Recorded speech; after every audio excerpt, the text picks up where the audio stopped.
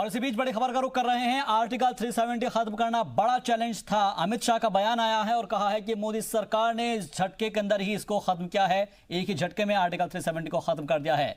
PM Modi की वजह से कश्मीर हिंदुस्तान का अटूट हिस्सा बना है। कश्मीर से अब बेरोजगारी दूर होगी, ये अमित शाह का बयान आया है। तो इस वक्त की बड़ी खबर आपको बता दें कि कश्मीर से अब बेरोजगारी दूर होगी, क्योंकि जिस तरीके से वहां पर डेवलपमेंट को लेकर अलग अलग तरीके से जो कंपनियां हैं वो जाने शुरू कर रही है और वो उसके अंदर इंटरेस्ट दिखा रही है। लेकिन इसी बीच बड़ी खबर आपको बता दें कि वजीर दाखिला अमित शाह का बयान आया है और उनका कहना है कि आर्टिकल 370 को खत्म करना एक बड़ा चैलेंज था, लेकिन इसको मोदी सरकार ने एक ही झटके में खत्म कर दिया। पीएम मोदी की वजह से कश्मीर हिंदुस्तान का अटूट हिस्सा बना है और कश्मीर में अब बेरोजगारी भी दूर होगी। वजीर दाखिला अमित शाह ने यह बयान दिया है।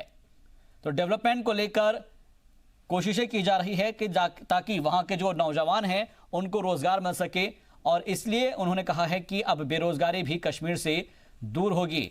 इसके साथ ही उन्होंने जो बयान दिया है उसमें कहा है कि आर्टिकल 370 खत्म करना एक बहुत बड़ा चैलेंज था, लेकिन उसको करके दिखाया गया है और ये सब कुछ मुमकिन हो सका है मोदी हुकूमत की जानिब से, जहां पर मोदी सरकार ने एक ही झटके में आर्टिकल 370 को खत्म कर दिया। पीएम मोदी की वजह से कश्मीर हिंदुस्तान का अटूट हिस्सा बना है, ये बयान दिया है और कहा है कि अब कश्मीर में बेरोजगारी दूर हो जाएगी। डेवलपमेंट की बात कही जा रही है और कोशिश ये की जा रही है। साथ ही मरकजी हुकूमत की जानिब से यह भी कहा गया है कि सभी वुज़रा इस पर ध्यान दें कि उनकी जानिब से, उनके डिपार्टमेंट की जानिब से आखिर कैसे कश्मीर जम्मू का डेवलपमेंट किया जा सकता है, वहां पर तरक्की की जा सकती है, नौजवानों के लिए रोजगार के मौके पैदा किए जा सकते हैं। और इसी सिंध में यह बड़ा बयान आया है, जहां पर आर्टिकल 370 को खत्म करना एक बड़ा चैलेंज बताया है। अमित शाह ने कहा है कि एक बहुत बड़ा चैलेंज था जिसको लिया गया और एक ही झटके में मोदी सरकार ने इसे खत्म कर दिया। पीएम मोदी की वजह से हिंदुस्तान का अटूट हिस्सा बना है कश्मीर, और अब इसी कश्मीर से बेरोजगारी भी दूर होगी। सालों से एक कसक हर हिंदुस्तानी के दिल में थी कि कश्मीर हिंदुस्तान का अभिन्न अंग बने, अभिन्न हिस्सा। धारा 370 और 35A की समाप्ति एक बहुत बड़ी चैलेंज के रूप में देश के सामने रही थी, मगर सब मन मसोकर बैठते थे, कोई इसका उल्लेख भी नहीं करता था, कोई इसका जिक्र भी नहीं करता। प्रधानमंत्री जी ने जब दोबारा मैंडेट मिला, एक ही झटके के अंदर धारा 370 और 35A को समाप्त कर कर आज कश्मीर को भारत का अभिन्न अंग किया। और मुझे विश्वास है कि उनके नेतृत्व के अंदर कश्मीर जो अब तक विकास से अछूता रहा है, कश्मीर की जनता जो बेरोजगारी से पीड़ित है, गरीबी से पीड़ित है, उनको अच्छी स्वास्थ्य सुविधाएं नहीं मिली, अच्छी शिक्षा सेवाएं नहीं मिली। आने वाले दिनों में प्रधानमंत्री नरेंद्र मोदी जी के नेतृत्व में कश्मीर के अंदर इंडस्ट्री भी आएगी, टूरिज्म भी आएगा, शिक्षा भी आएगी, स्वास्थ्य सेवाएं भी आएगी और कश्मीर के बेरोजगारों को रोजगारी मिलेगी और हमारा कश्मीर हंसता खेलता डोलता भारत माता का अंग बनकर हम सबके साथ सालों सालों तक रहेगा। ऐसा गौरवपूर्वक काम श्री नरेंद्र मोदी जी ने किया है। तो सुना आपने वजीर दाखिला अमित शाह को, जहां पर उन्होंने बताया कि अब इंडस्ट्री भी आएगी, डेवलपमेंट भी होगा और साथ ही जो लोग वहां पर मौजूद हैं उनको रोजगार के नए नए मौके हासिल होंगे। जो बेरोजगारी है वो अब दूर होती चली जाएगी, क्योंकि पिछले 70 बरस में वहां पर लोग बेरोजगार होते चले गए और अब वहां पर सयाहत भी होगी, लोग वहां पर टूरिज्म के लिए आएंगे। और साथ ही कहा कि जब उनको कोई खौफ नहीं होगा तो जल्द से जल्द सयाह भी वहां पर पहुंचेंगे, वहां का रुख करेंगे, क्योंकि अमूमन देखने में आता था कि काफ़ी तादाद में सयाह इस बात से डरते थे कि कहीं वहां पर कुछ परेशानी ना हो, दिक्कत ना हो। लेकिन अब ऐसा कुछ भी नहीं होगा। अब सयाहत में भी इजाफा होगा, इंडस्ट्री भी आएगी और साथ ही एजुकेशन में भी इजाफा होगा वहाँ पर, और इसके अलावा जो रोज़गार है वो भी मिलने अब शुरू हो जाएंगे। कुल मिलाकर बेरोज़गारी के ऊपर एक फुल स्टॉप लगने की बात कही जा रही है। आर्टिकल 370 को हटाने के बाद क्या कुछ नया हो सकता है, ये भी जानकारी दी गई है, लेकिन जिस तरीके से बताया कि आर्टिकल 370 खत्म करना एक बड़ा चैलेंज था और मोदी सरकार ने इसको एक ही झटके में खत्म कर दिया। पीएम मोदी की वजह से कश्मीर हिंदुस्तान का अटूट हिस्सा बना है और साथ ही उन्होंने कहा कि कश्मीर से अब बेरोजगारी भी दूर होगी, क्योंकि जब तक डेवलपमेंट नहीं होगा तब तक बेरोजगारी खत्म नहीं होगी और उसके लिए ज़रूरी है कि वहाँ पर इंडस्ट्री लगाई जाए। और इंडस्ट्री लगाने के लिए सबसे अहम कड़ी थी 370, जो कि उसको तोड़ना बाकी था। और 370 घटने के साथ ही अब इंडस्ट्री वहाँ का रुख करेगी और जैसे ही इंडस्ट्री लगेगी तो रोज़गार के मौके पैदा होंगे, लोग वहाँ पर जाएंगे, इंडस्ट्री में जॉब करेंगे, उनको अच्छा एनवायरनमेंट मिलेगा, तरक्की होगी, बेरोज़गारी दूर होगी। साथ ही जो राइट टू एजुकेशन एक्ट है वो नाफिज हो जाएगा और जैसे वो नाफिज हुआ है तो उसके बाद से अब वहाँ पर हर जगह पर एजुकेशन को लेकर जो दिक्कतें, जो परेशानियों का सामना वहाँ के लोगों को करना पड़ता था, अब वो भी नहीं करना पड़ेगा। तो आर्टिकल 370 खत्म करना एक बड़ा चैलेंज था। अमित शाह ने इस बात को कहा है और ये भी बताया है कि मोदी सरकार ने किस तरीके से एक ही झटके में इसको खत्म कर दिया। पीएम मोदी की वजह से कश्मीर हिंदुस्तान का अटूट हिस्सा बना है और अब कश्मीर से बेरोजगारी भी दूर होगी।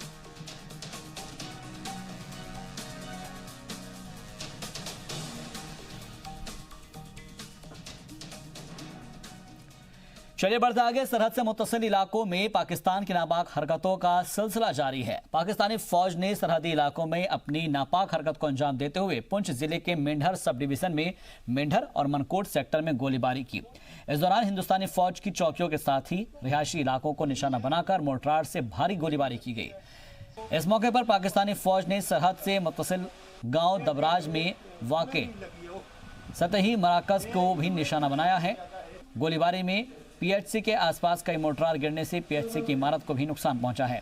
पीएचसी के इंचार्ज फरीद अहमद का कहना है कि पहली मर्तबा पाकिस्तान ने पीएचसी को निशाना बनाकर गोले दागे हैं, जिससे इमारत को नुकसान पहुंचा है और करीब 1 घंटे तक चली इस गोलीबारी का हिंदुस्तानी फौज ने भी मुंहतोड़ जवाब दिया। 10-15 शेल जो आकर गिरे हैं, जिससे मेरी पीएचसी को भी काफ़ी दीवारों को डैमेज हुई है और जो दरे थे उनके शीशे टूट गए, जो कि खुद ही आपने देख लिए। मेरी ये रिक्वेस्ट है गवर्नमेंट ऑफ इंडिया से कि यहाँ 15,000 पॉपुलेशन है और यही एक पीएचसी है जिसको सफिशिएंट कोटा एक्सेस, खासकर हैज़ ए इंचार्ज मेरी रिक्वायरमेंट है कि पिछले साल से हमारे पास कोई कोटा जो है नहीं आ रहा। बॉर्डर बेल्ट को एक मखसूस कोटा दिया जाए कि हम बॉर्डर बेल्ट में किसी ज़ख्मी का, किसी बीमार का कुछ ना कुछ तहफ़्फ़ुज़ कर सके, फर्स्ट एड ट्रीटमेंट कर सके। हमें कोटा जो है अलग से एक इशू किया जाए, क्योंकि मैं 15,000 पॉपुलेशन की डीलिंग कर रहा हूँ। तो देखा आपने कि पाकिस्तान की नापाक हरकतें एक मरतबा फिर से सामने आई हैं और ये कोई पहली बार नहीं है जब वो निशाना बनाता है और सीज़फायर की खिलाफ वर्जी करता है, लेकिन अब पीएचसी को भी उसने निशाना बनाना शुरू कर दिया है। शेल दागे जा रहे हैं, मोर्टार दागे जा रहे हैं और इससे लोगों में दहशत फैलाने की कोशिश की जा रही है। हालांकि हिंदुस्तानी फौज भी मुंहतोड़ जवाब दे रही है, लेकिन इन सब के बीच सरहद से मुत्तसिल इलाकों में पाकिस्तान की नापाक हरकतों का जो सिलसिला है वो जारी है। इन तस्वीरों में आप देख सकते हैं कि किस तरीके से पाकिस्तानी फौज ने सरहदी इलाकों पर अपनी नापाक हरकत को अंजाम दिया है और पुंछ जिले के मेंढर सब डिवीजन में मेंढर और मनकोट सेक्टर में गोलीबारी की है। इस दौरान पाकिस्तानी फौज ने सरहद से मुत्तसिल गांव दबराज में भी सतही मरकज को भी निशाना बनाया है। इस गोलीबारी में इमारत को काफी नुकसान पहुंचा है। पीएचसी की जो इमारत है उसको भी काफी नुकसान पहुंचा है। जी मीडिया नुमाइंदे रमेश बाली मजीद बातचीत के लिए हमारे साथ जुड़ गए हैं। रमेश, पाकिस्तान अपनी हरकतों से बाज नहीं आता है और ना ही कभी आया है, लेकिन उसकी वजह से जो हिंदुस्तान के रहने वाले लोग हैं, बाशिंदे हैं, उनको परेशानियों का सामना करना पड़ता है। आपसे समझना चाहेंगे कि जब ये गोले दागे गए, मोर्टार दागे गए, उसके बाद से अब तक क्या कुछ हुआ है और फिलहाल क्या हालात है वहां के? देखिए, जब से आर्टिकल 370 जम्मू कश्मीर से खत्म हुआ तब से पाकिस्तान की बुखलाहट देखने को मिल रही है। तब से पाकिस्तान की तरफ से बॉर्डर पर फायरिंग की घटनाएं काफी बढ़ गई हैं और उसी के साथ पाकिस्तान की तरफ से अपनी गोलाबारी का जो रेंज भी बढ़ा दिया है, निशाना बनाया गया है। आज की बात करें तो आज पाकिस्तान की तरफ से पुंछ जिले के मनकोट, बालाकोट और कृष्णा घाटी में करीब 11 बजे पाकिस्तान की तरफ से फायरिंग शुरू कर दी। इतनी जबरदस्त गोलाबारी थी कि लोगों को समझने का मौका तक नहीं मिला। लोग यहाँ से वहीं अपनी जान बचाई। सुबह का समय था, सभी स्कूल लगे हुए थे। फायरिंग के चलते कई घंटों तक बच्चों को स्कूलों में ही बंद रहना पड़ा। फायरिंग रुकने के बाद ही बच्चे अपने घरों को जा सकते। और वहीं देवराज गांव में एकमात्र ये पीएचसी है जिसको उसको निशाना बनाया गया। और पीएचसी की बिल्डिंग को काफी नुकसान हुआ है और इसके अगल बगल में काफी जो गोलाबारी हुई है, जिससे लोगों में काफी डर का माहौल पैदा हो गया है। और इसके अलावा क्या फौज की जानिब से जो मुंहतोड़ जवाब दिया गया है, उसके बाद से क्या वहां पर अभी भी फायरिंग हो रही है या फिर बंद कर दी गई है? हाँ जी, हाँ, आपको बता दें कि फायरिंग अभी भी रुक कर जो जारी है, अभी भी गोलाबारी हो रही है। और भारतीय सेना भी पाकिस्तान को उसी की भाषा में मुंह तोड़ जवाब दे रही है। एक तरफ पाकिस्तान के प्रधानमंत्री इमरान खान परमाणु बम की धमकी दे रहे हैं और वहीं पीओके में पाकिस्तानी सेना की गतिविधियां भी काफी बढ़ गई हैं। सूत्रों के मुताबिक खबर आ रही है पाकिस्तान के कई एसएसजी कमांडो फोर्स भी वहां पर सीमा पर तैनात कर दी गया और अपनी सेना की तैनाती के साथ साथ सीमा पर तोपों की भी तैनाती शुरू कर दी और इसी से जो गोलाबारी वो कर रहा है। बहुत बहुत शुक्रिया रमेश, मस्जिद बातचीत के लिए तमाम अपडेट के लिए आपका। और चलिए अब आपको बताते हैं कि आज पाकिस्तान ने गजनवी मिसाइल का जो टेस्ट किया है वो दुनिया के लिए हंसने की वजह क्यों है, और बार बार खुद को न्यूक्लियर ताकत कहकर बड़ी बड़ी डींगे मारने वाले पाकिस्तान की हैसियत क्या है। इंटरनेशनल बिरादरी में भीख मांग मांग कर गुजारा चला रहे पाकिस्तान की मारी हालत ऐसी हो चुकी है कि अब वजीर आजम इमरान खान के पास बिजली का बिल भरने तक के पैसे नहीं है। बिजली कंपनी ने धमकी दी है कि या तो बिजली भरो या फिर बिजली काट दी जाएगी। रिपोर्ट देखिए। तुझको रखे राम, तुझको अल्लाह रखे, तुझको रखे राम, तुझको अल्लाह रखे, दे दाता के नाम, तुझको अल्लाह रखे। यूं तो ये गाना 1968 में रिलीज हुई फिल्म आंखें का है,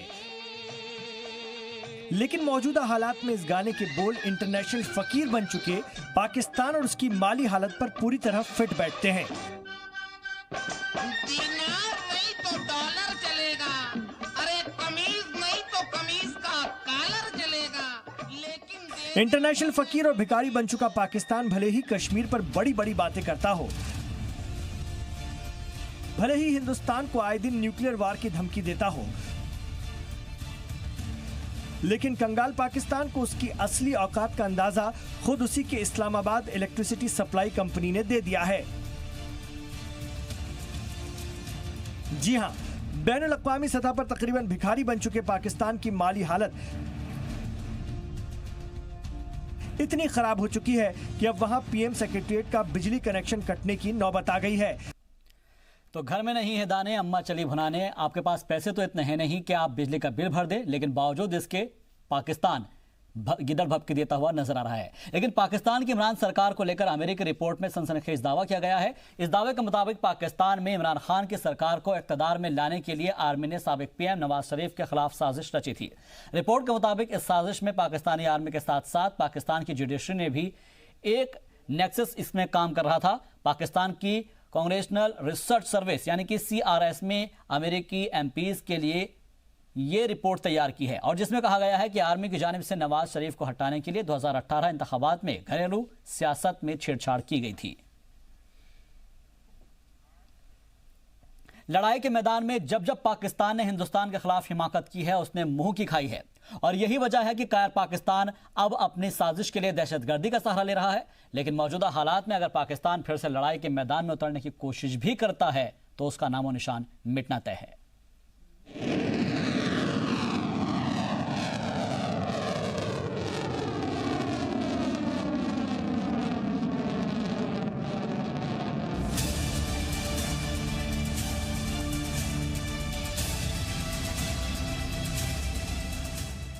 देख लो पाकिस्तान,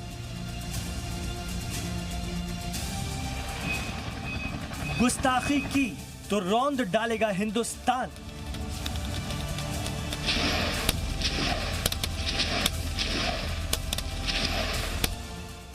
अब नहीं बर्दाश्त होगी लड़ाई की धमकी। मैं पूछना चाहता हूं पाकिस्तान से, कश्मीर कब पाकिस्तान का हो गया?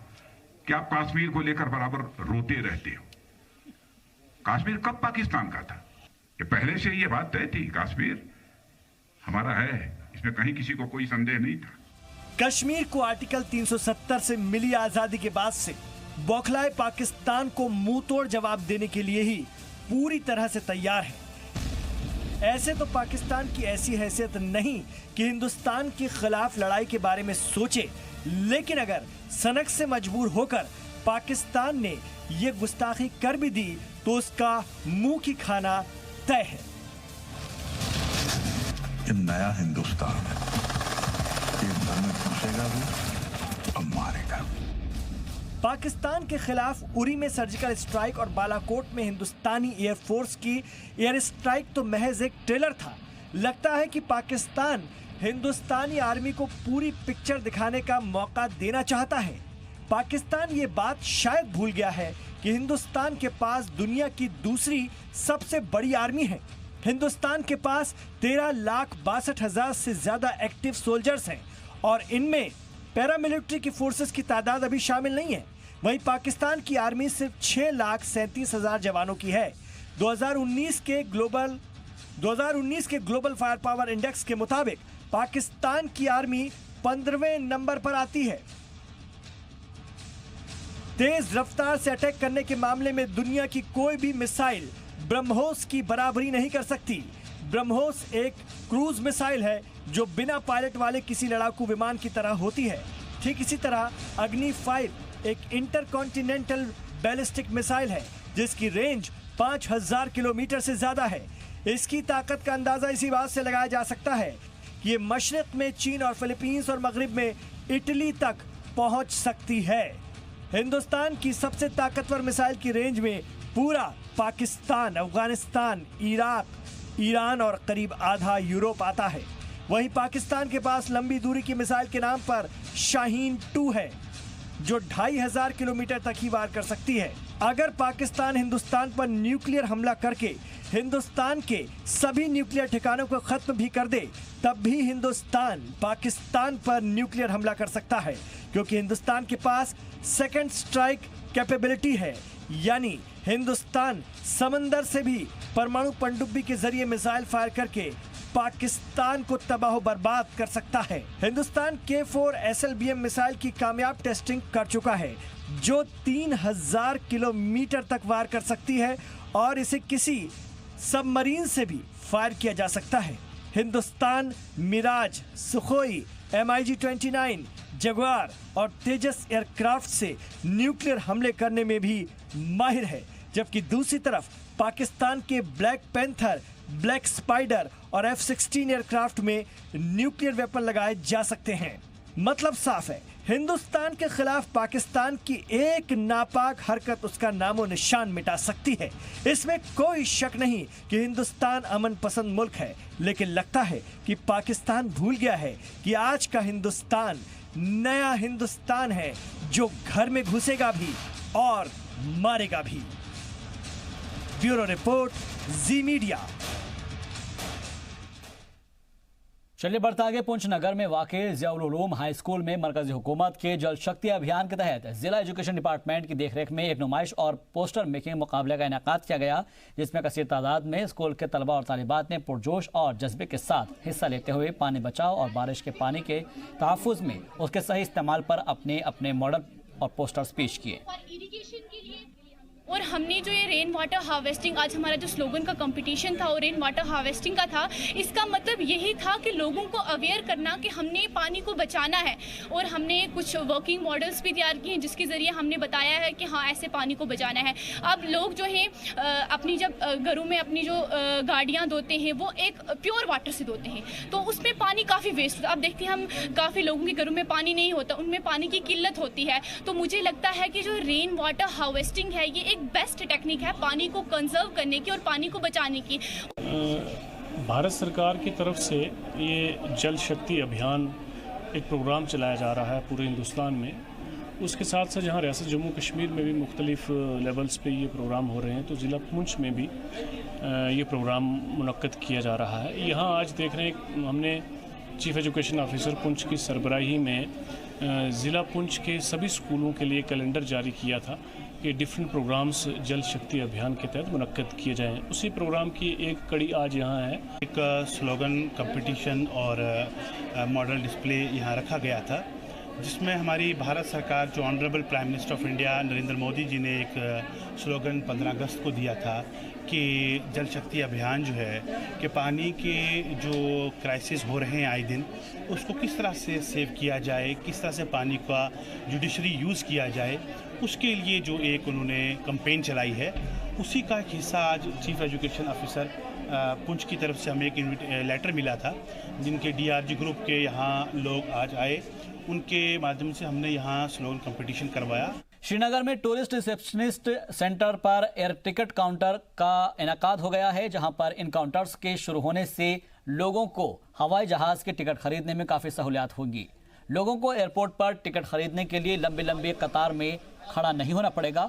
लोगों ने जम्मू कश्मीर सरकार की इस नई सहूलियत का इस्तकबाल किया है।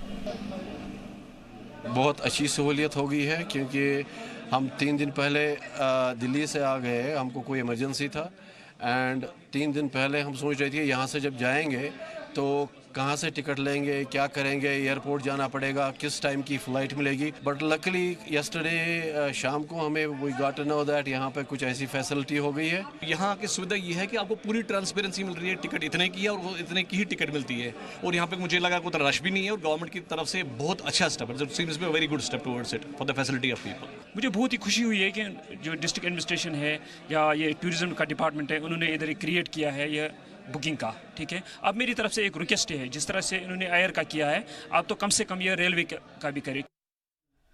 चलिए बढ़ता आगे। उधमपुर ढार रोड पर पुलिस की जानिब से नाकाबंदी की गई, जिसकी वजह से कसीर तादाद में गाड़ियां फंसी रहीं। ट्रैफिक कानून के खिलाफ वर्जी करने वालों के चालान काटे गए। इस मुहिम के दौरान 2 पहिया और 4 पहिया गाड़ियों के भी चालान काटे गए। इस मौके पर ट्रैफिक पुलिस अफसरान ने कहा कि ये मुहिम आगे भी जारी रहेगी और ट्रैफिक कानून के खिलाफ वर्जी करने वालों पर कार्रवाई की जाएगी। इंडियन आर्मी की रोमियो फोर्स ने सुननकोट तहसील के पीर पांचाल के पहाड़ों में वाक़ दूर दराज के गांव हिलकाका में यौम शहादत तकरीब का इनेकाद किया, जिसमें कसीर तादाद में इलाके के लोगों, रोमियो फोर्स के जवानों और ओहदेदारान ने हिस्सा लिया। इस मौके पर दहशतगर्दों के खात्मे के लिए साल 2002 में आर्मी की जानिब से चलाए गए ऑपरेशन सर्प विनाश में इलाके के लोगों ने डेरा डाले हुए पाकिस्तानी दहशतगर्दों से लोहा लेते हुए शहीद होने वाले जवानों और मकामी शहरियों को खराज अक़ीदत पेश की। कि हम इनके आभारी हैं, इन्हीं की वजह से जो है हमारे को बहुत बड़ी सफलता मिली थी इस इलाके से उग्रवादियों को मार भगाने की, और इसी प्रकार जो है फौज के साथ मिलकर काम करते रहें और ये इलाका जो है फ्यूचर में और भी ज़्यादा तरक्की करे। आर्मी का रोल बहुत अच्छा है। अगर आर्मी नहीं आती तो यहाँ पर बहुत मुश्किल है। यहाँ पर पिछले साल बालों ने कुछ बंदे काट लिए, जो फौज ने अपने कंधे पे उठा के उनको लेके गई। तो बहुत अच्छा रोल है, बहुत अच्छे तरीके से हमारे साथ रह रहे हैं।